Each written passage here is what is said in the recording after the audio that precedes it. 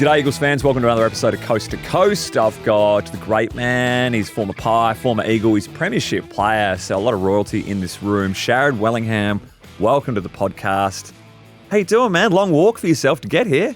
Long walk, thanks for having me in, Thump. Yeah, it is a nice setup you've got here. You've stepped it up since the old Subiaco days. It's nice coming over here, but yeah, it is a long walk from my office, 200 metres up the road. What are you doing? You got the Wireless shirt, so why don't you explain to people at home exactly what you're doing with yourself? I've got the Wireless shirt on, which also obviously is in partnership with the West Coast Eagles, but I work in our community engagement role and in our employment team more specifically. So helping mob get into jobs, helping them get certificates, education we can even help with. But yeah, I work through our Peel region with an amazing sponsor in Alcoa who we partner with. And yeah, I've been there just over 18 months now and absolutely loving it.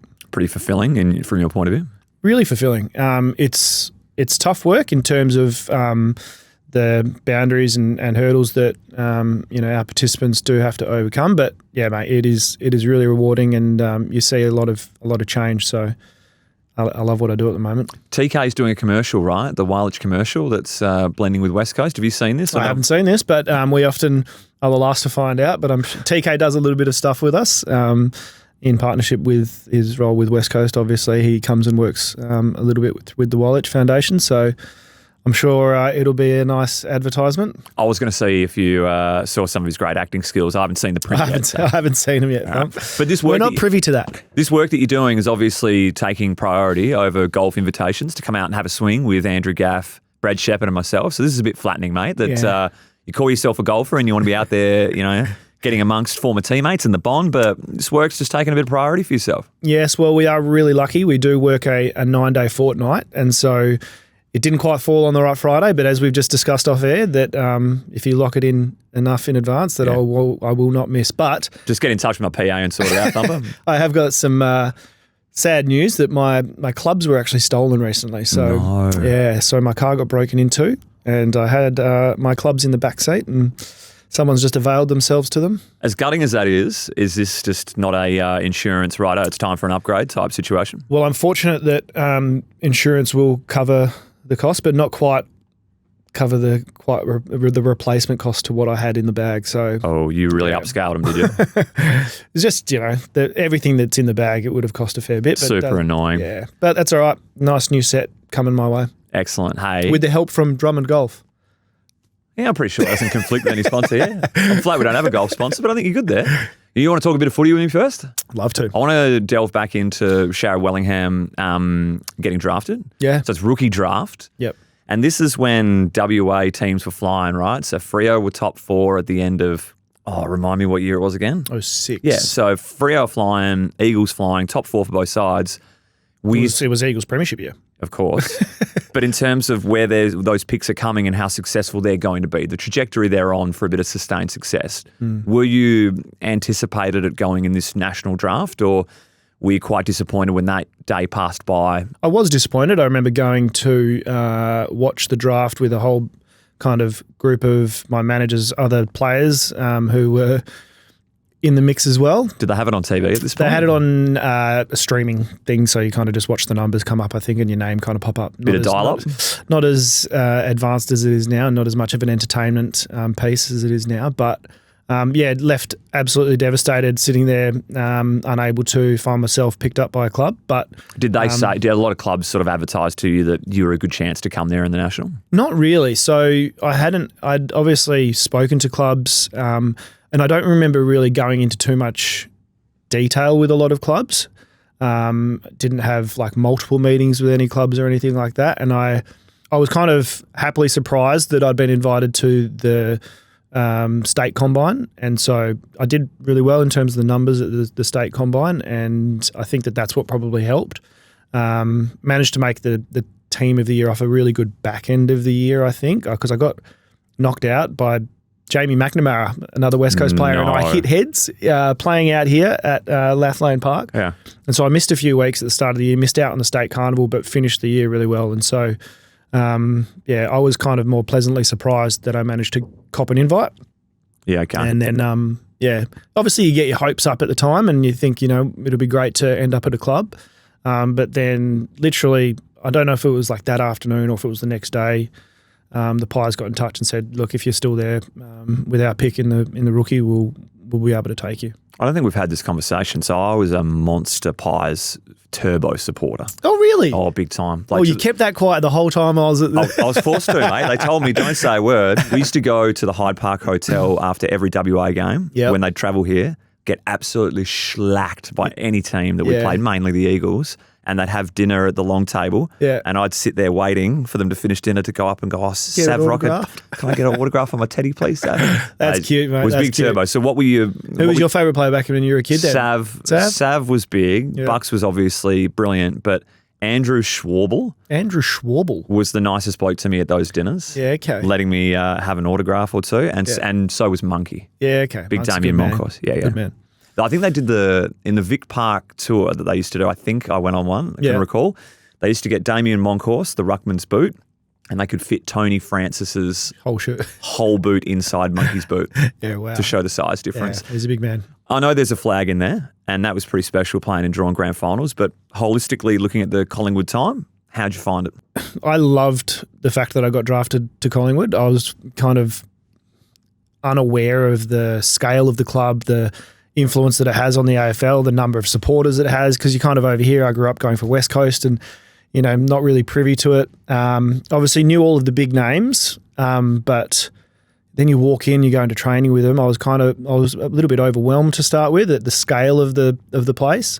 But then the rich history that it's got and the members and fans that they've got are absolutely incredible. And so you fall in love with any environment that you're thrust into, and we had a really good group. I'm not sure if you remember, but I think there were about 7 or 8 players that were drafted that year, and I think 7 of them played in the grand final. So we all kind of came through together, and we were a really tight group. The year above us was Scotty Pendlebury and Dale Thomas, who were great players from the get-go. And then the year below us was Steele Sidebottom and Dame Beams. So we had this really close group of 10 or so players who kind of not took over from those players that you mentioned in like Scotty Burns, Shane O'Brien, Dutchy Holland, all of these kind of guys. Steve Patterson, he wasn't there when I got there, but we kind of came through, and I was really lucky that we had a close group, and the fact that we had success out there was just a absolute bonus, really. I really just enjoyed my time. I loved living in Melbourne. I hadn't, been over to Melbourne before being told I was going to the Pies. So on the plane, literally the afternoon after getting picked by them, next day at training. So all whirlwind.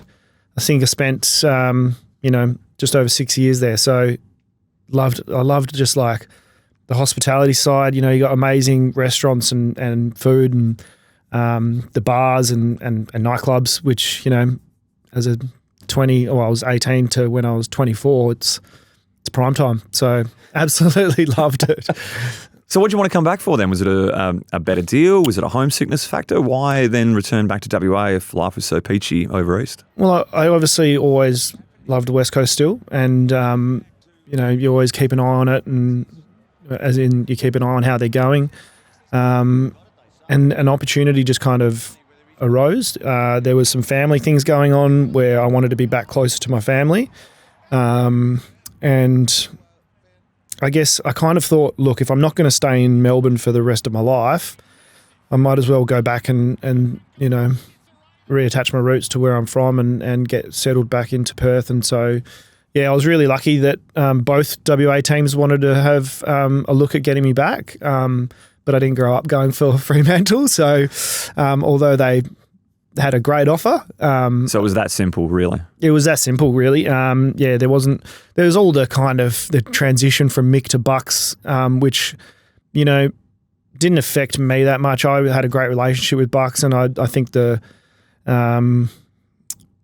change didn't affect me the same way it did a lot of other players. But in saying that, like, you never know, like, if I had stayed at Collingwood, my career may not have gone for as long as it ended up going, where I managed to come back here and play for another few years, which was absolutely incredible.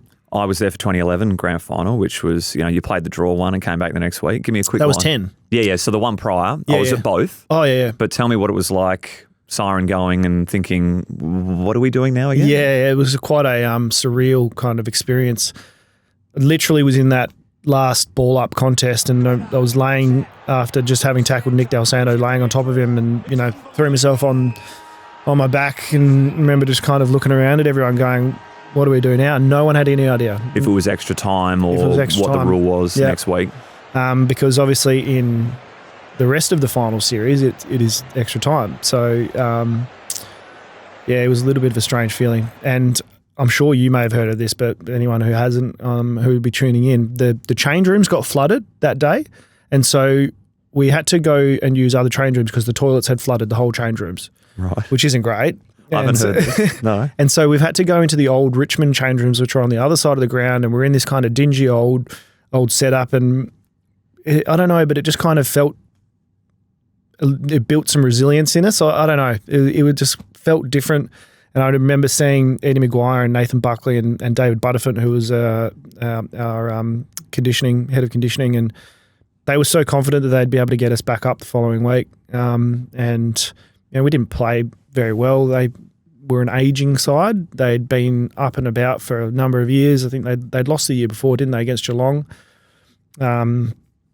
You were well and truly in control of the following week grand final from go to woe, really. Yeah, and we came back really, really confident in the fact that our recovery was going to be right. We were going to bounce back, and the rest was history, really. I think we were the youngest premiership side in 60-odd years or something. So that really enabled us to have that confidence in the fact that we'd be able to bounce back quick. So, yeah, it was all roses. Oh, it sounds amazing. After the toilets, it was... roses. You weren't responsible for said toilet, were you, Sharon? I was not responsible for the toilet. That's just for wanted sure. to clear your name there. That's all. But the following year, I remember being at the game when Pods got subbed out of the grand final. I thought that was Geelong cooked. Yeah, and this was the moment we were going to run on them losing a key position player, and it turned out being the change that got them over the line. Yeah. So, it's funny how those kind of things happen. It was I've never watched the whole game, but I've watched kind of snippets of it, and kind of deviate. I'd never watched the grand final that we won until the night before the reunion, Collingwood West Coast in 2018. So I was sitting there ready to go watch that game, and I'd never watched the game. So Daisy Thomas and I were at home, and we watched the grand final win, which was pretty cool. But anyway, I digress. What did you notice from that you didn't remember, if you've had a revisit in the last 7-odd years? Just purely that. Like, we were dominating the whole game. It was really, really evident. Like, when you're out there, you're kind of you're building on that momentum, and you're like getting caught up in the momentum. But watching it, it was really, really evident that we were going to win from the get-go. But yeah. What did you ask before? It was about the lost grand final. We're going to in 11. Yeah, it was a much closer game. So my memory of 11 was that we were nowhere near it. Right. And so it wasn't until the last quarter where they really got dominance, and then they scored a flurry right at the end to make it really kind of blow out. But we were right in it up until 3/4 time. But the Podsiadly change, the domination of Tommy Hawkins on Ben Reid, which Ben Reid won't mind me saying, was definitely one of the following days after the grand final. One of the laughs we managed to have was everyone would run up behind him and say Tommy Hawkins and pretend to take a hanger on him. That's how you deal with grief, isn't it? It's how you deal with grief, and we were a bunch who'd like to have a laugh. And it really was. It was a great game. I'm sure you can attest to that it was really a good game. And it was a game where I hit the post as well, and they ended up bringing in the review system. You're responsible for that. I was responsible for that. Hey, the legacy grand final. I don't think it did hit the post, but it was very close. All right. So enough time's gone past now. I think it's time. It's the end of 2013. West Coast lose a semi to Collingwood at the G. Yeah. My thought at that time was, geez, I could help the Eagles. Well, you weren't wrong. So that's happened, and we announced in the off-season that Sharrod Wellingham's come to the club. I'm thinking, wow, what an injection we're going to have with a homegrown midfielder from a very successful Collingwood team coming in. This is going to be unreal. And then next minute, I have an amazing preseason. You're best on preseason to date. You reckon? Oh, by far the best preseason I'd ever had. So tell me when the trampoline trampoline incident took place. Trampoline does a fiasco. So I remember it very vividly because I get reminded of it a fair bit. From people like me? No, just friends, family, people in the street. But we were at a mate's place, kind of doing a bit of a, after the game, how was the night before, sitting around, everyone's having a few drinks, blah, blah, blah. And I literally jumped off the trampoline. It was an in-ground trampoline as well, so it wasn't as if I was 4 feet in the air. I may have done some aerial maneuvers, but managed to land with my ankle just, twisted in the wrong way, and I just felt like I thought I broke my leg, to be honest. And so I've called Ian Miller, the great surge, and said, I think I've broken my leg, and, what do I do? It's 7 o'clock in the evening at this stage, and he's just said, go home, put it up. Ice will fix it. Ice will fix it. Come in tomorrow morning. Luckily, I'd done the syndesmosis, but I'd done a really decent job of it, and so all the guys who have done it in the years post, it wasn't really that common of an injury at that stage, was it? I feel like it only came about through this era, is the late 2010s or mid to late, where all of a sudden syndesmosis was a thing. Yeah, and so I was out for 12 weeks in a moon boot, and it was a really, really frustrating time because, like I said, I had the best preseason I'd had. I was fit, I was strong, I was ready to roll. I wanted to come in and make an impression at a new club, and wasn't able to do that until round 6, I think it was, around 6 or 7 in the year. So, yeah, I was definitely behind the 8 ball for that season. I come in, I play 2 or 3 games, and Lindsay Thomas lands on my ankle in a tackle, and I do the same injury on the other foot. Oh, God. So I've gone syndesmosis 1 and 2. That's brutal. Yeah, so I think I only managed 12 games for my first year back home, which was really, really frustrating. And the team, I don't think we made finals. And not until Simo's second year, right? 2015, yeah, I want to say. Yeah, so it was really frustrating couple of years. So they make the move and they put you behind the ball. Yeah. And that all... Through necessity. It wasn't as if like we go, we should try this because we think it'd be a great adjustment. Well, is it this when Bo Waters was wrapping up careers and it's like we got space here and off the back half? And we lost Big Easy McKenzie early in the year, and we lost Mitch Brown, both through knee injuries, I believe. They both did ACLs, yeah. And so key defenders out, and we're really undersized. And so I think that, at that stage, my ability to play a little bit taller than I am and strong in the air, we'll try you down back, and I absolutely loved it. Loved the Bulls. In that pre-season, you reckon that's when they threw it, in the 2015 or a bit early? No, it wasn't until round 2 or 3, I think. Yep. So it was really, really late. Okay. Yeah. And I grabbed it with both hands, and mate, probably should have been All-Australian that year. Did you play that well throughout 2015? Yeah, I think that was one of my best years of footy in terms of consistency and the change in role. I just really, really, loved it. Really loved it. As great as that year was, and I'll never forget, even just being a spectator and a staff member for 2015 prelims and qualifiers here at Subi was an unbelievable feeling to be winning those and heading into it, into the grand final with all that confidence. You've heard people like Scully probably on air say that he laments sort of not preparing as well, perhaps, for that grand final. Do you share any of those sentiments or have a thought on that, or is it just... You have in AFL footy where you rock up and on the day you just might not click the way you want to and you put it down to that? I feel like my preparation probably would have been a little bit different to everybody else's. I think I was the Xavier Ellis and myself and Sam Butler were the only premiership players who'd experienced the lead up and kind of what goes on. Yeah. I also feel like potentially we didn't have as much of an influence or get tapped into on how to prepare for it. We kind of, everyone just like went about their usual business, which in hindsight probably wasn't the right way to go about it. But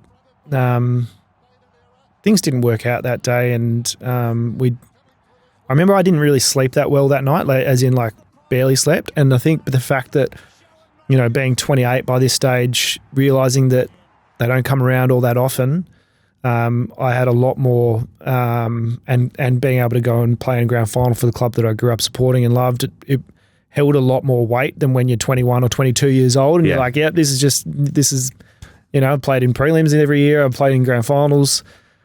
I was much more aware of how hard it was to get there, and so I was more stressed as well. But I think we kind of got too involved in engaging with family and friends and the whole ticket thing, talking to people right until the last, the final hour before you really need to switch on, or, not switch on, but you need to put the walls up a little bit earlier in preparation for a grand final. I'm certain they made those adjustments come 2018. The people that were still involved, they sort of, echoed that message that let's just put our phones away for a few days and concentrate on task at hand. Yeah. So, but I remember Sam Butler was saying on a podcast where he was like, in the back line, he's normally a good reader of the game, and to be able to tell you exactly how we are to stifle this ball movement or what we do. He just on the day recalls saying, I have no idea how to stop what is happening right there. And not feeling in sync, and not like the best part about that year is the way that they called it the Weagle's Web, was how in sync everybody was, and it was a really team defence operation that we were running. And so, there was definitely an element of disconnection that day, but that was because of, Hawthorn being just absolutely clinical.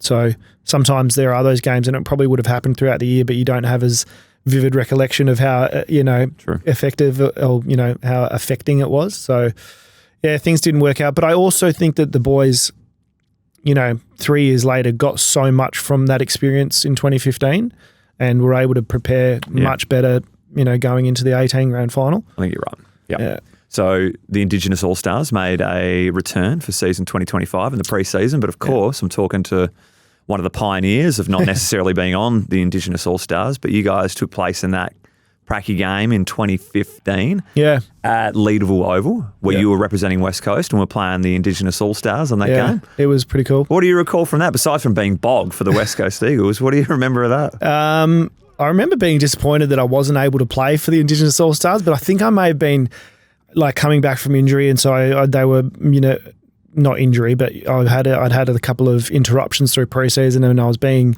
controlled through. Did Hilly though? Hilly played for the All-Stars. Did anyone?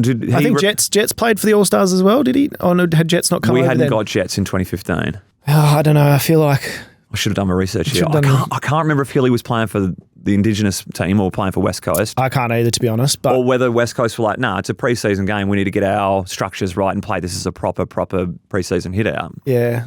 I do remember feeling a bit disappointed that I wasn't able to, but at that stage I was really focused on I remember being like, I just need to get my end of my pre-season right, and there was that kind of selfish element to it as well. But I was really lucky, to play in the Indigenous All-Stars that played in Ireland, and I played in the group that played Richmond a few years earlier as well. I think that was the 2013 pre-season. We played Richmond up in Alice. I don't have it. Was there one prior to us in 2015? Yeah, 13. We played up in Alice against Richmond. Have you done any research for this? Clearly not. I've bombed. Absolutely bombed. So tell me about the 2013 one then. Yeah, it was awesome. So the Indigenous All-Stars camp, they'd obviously rotated around, and they'd have it every couple of years. Ringing some bells now. And so we went to Alice for that one, and it was the first time we'd done, a camp where we played a game. We'd obviously gone and done the tour of Ireland. Yep.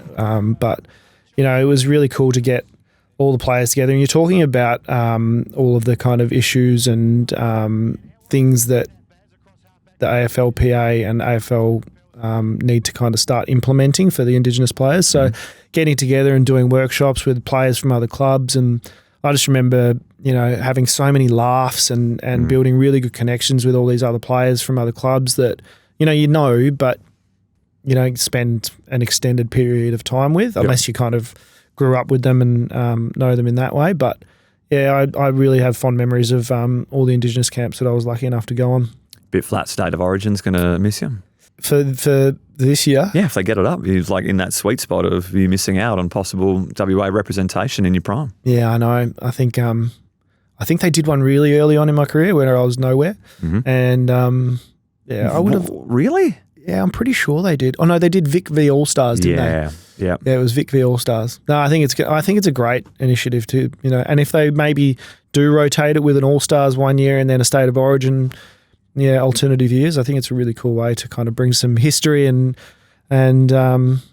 spectacle into the pre-season. They had Shanga doing some coaching this year for the Indigenous Allstars team. Yeah. Like Chance Bateman. Any danger you getting a call to come and give some blokes some rubdowns or teach how to do ground balls? I'm already engaged with the state program, so I don't think I could get out. There's only so many hours in a week. But I am absolutely, in terms of coaching, I am loving that. And what are you doing?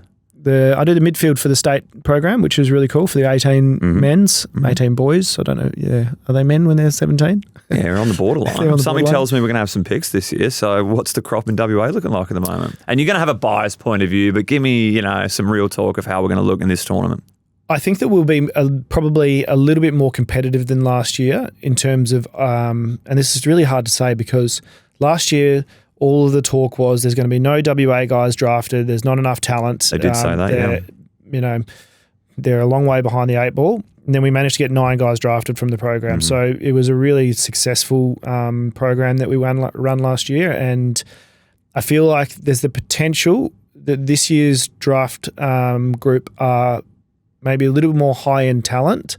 But last year's group was really gritty and they had a lot of, tough players like Bo Allen, who West Coast have gone and picked up. They had some really tough players who showed some things obviously during the carnival. And, I think we saw Hugh Boxall play for St Kilda last week and he was one who they probably thought was a little bit of a rough-edged player, but, absolute gem.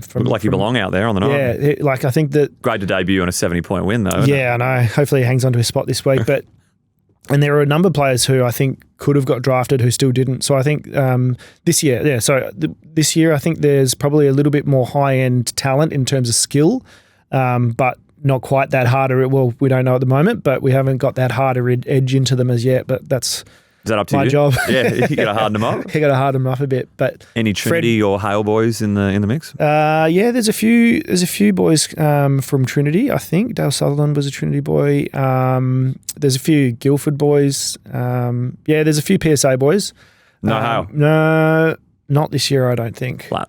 A few Aquinas boys that Scully and Masto are looking after. Very good. In their coaching. But yeah, Mark Webb's running a great program, and the kind of talk from the East Coast or whatever is that the program that run over here isn't quite as professional or as elite, and I think that's way off the mark now with the program that the Footy Commission are putting together is it's really elite. All right, so tell us about the media work you're doing at the moment and how much footy you're watching of this club at the moment. Well, yeah, I'm watching pretty much every game that is out every week, even if it is turned off at half-time, i.e. Freo St Kilda last week. Yep. I definitely didn't watch the second half of that one. I think I stopped watching after Hayden Young did his hammy, so I don't know when that was. Early.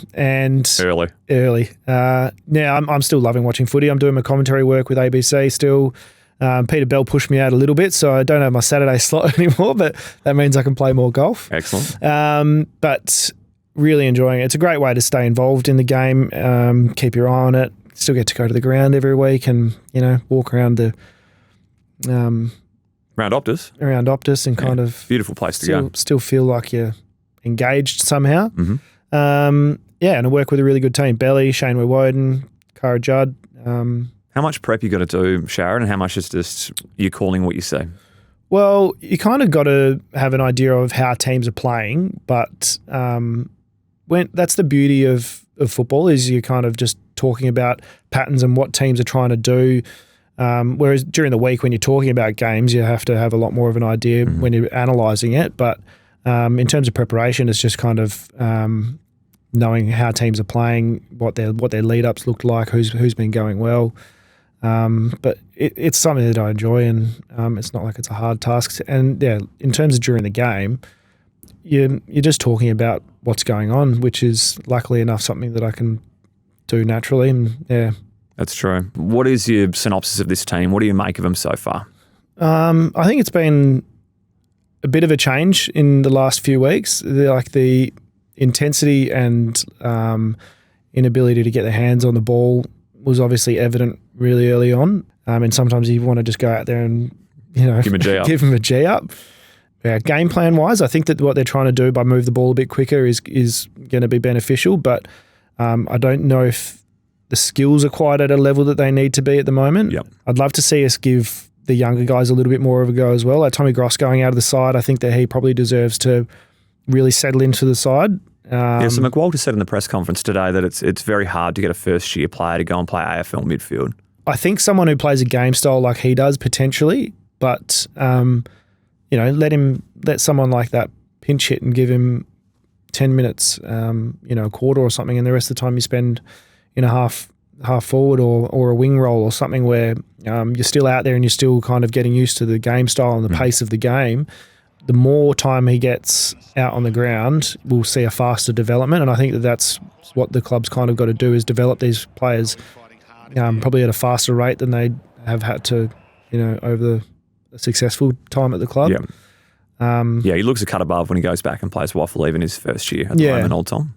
Yeah, it's tough as a fan of the club to, see them in this patch, but I know that it's a patch that they will dig themselves out of, but it's just more so that they've been in it for a while now. Yeah. It seems like Groundhog Day in the worst possible version at the moment. All right, last one. Question without notice. Who's a future sort of multiple All-Australian winner from this squad that hasn't featured just yet? Who do you see as the emerging bright lights player and star of this team that has only just scratched the surface? Then we can look back on this and say, remember how you just pulled that name out? You're pretty knowledgeable. Yeah, I think that the Big Tyler Dewa's got some attributes that if he really locks down that wing role, he could be a really talented winger.